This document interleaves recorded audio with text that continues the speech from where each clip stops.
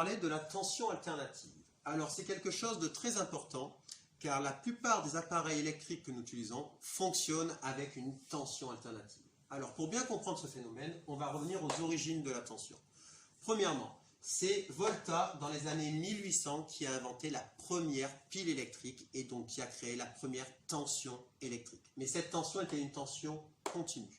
C'est très bien, mais on s'est rendu compte que la tension continue avait un gros défaut, c'est qu'on ne pouvait pas transporter très très loin cette énergie-là avec une tension continue.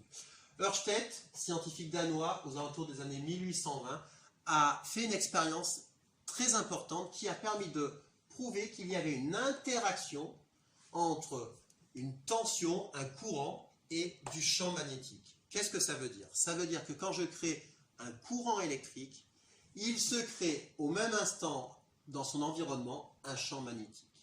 Expérience très importante.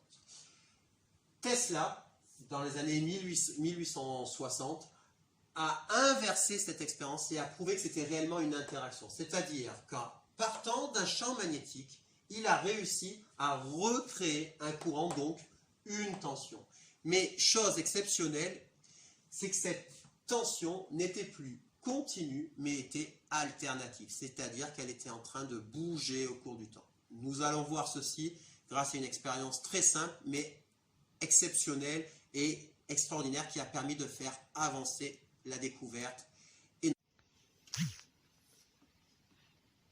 Description de l'expérience. Donc, ceci est un appareil qu'on appelle un oscilloscope.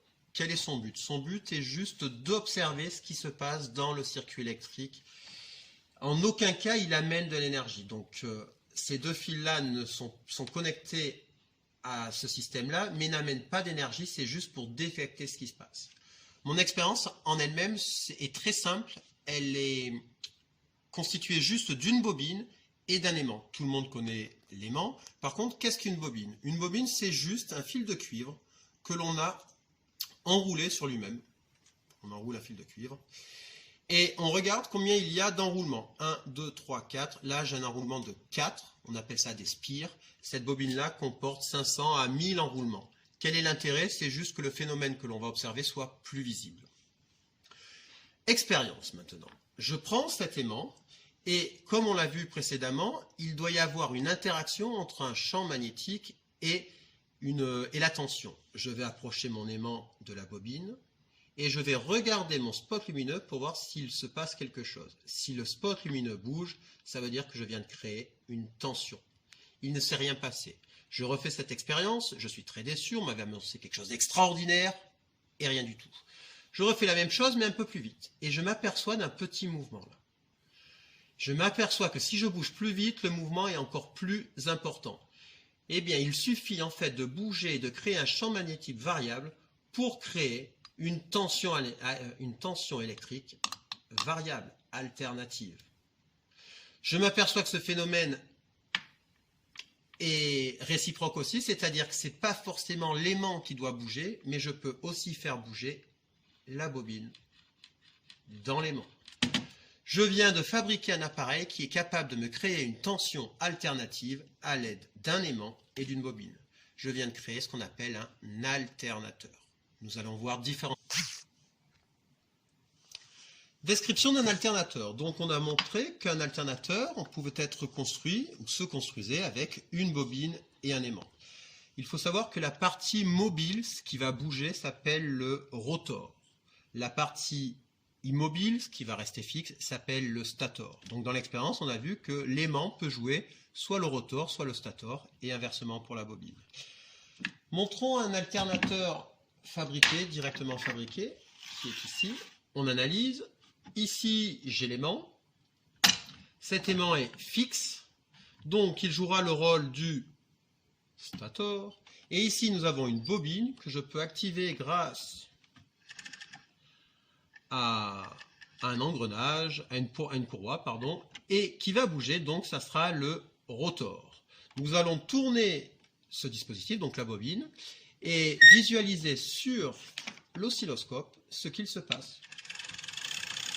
Je m'aperçois que mon spot lumineux varie, monte alternativement dans les valeurs positives et négatives. Je viens de créer une tension alternative. Alors maintenant, montrons les effets de cette tension alternative et essayons de faire fonctionner un appareil. Ceci est une DEL, diode électroluminescente. Et évidemment, l'intérêt, c'est de voir, regardez, aucun fil, pas de prise, pas de générateur, juste mon alternateur. Que va-t-il se passer si je tourne cet alternateur? La diode se met à s'allumer. Je viens donc de créer quelque chose, je viens donc de créer une centrale électrique grâce à cet alternateur. Analysons un autre alternateur qu'on a l'habitude d'utiliser, par exemple, dans les vélos. On appelle ça une dynamo. Alors, regardez comment il est fabriqué. Toujours pareil, une bobine, un aimant. L'aimant est là, la bobine est ici. Qui va tourner l'aimant? Ça va être donc le rotor. Qui va rester fixe? La bobine, ça sera le stator. Et il suffit de bouger l'aimant dans la bobine pour créer une tension alternative. Nous avons ici la même chose, mais déjà montée. Je tourne ici. C'est souvent la roue du vélo qui va, par exemple, faire tourner cette position. Je repars sur la DEL. Je vais brancher la dynamo dessus. Et je vais observer ce qui se passe. Est-ce que vous le voyez?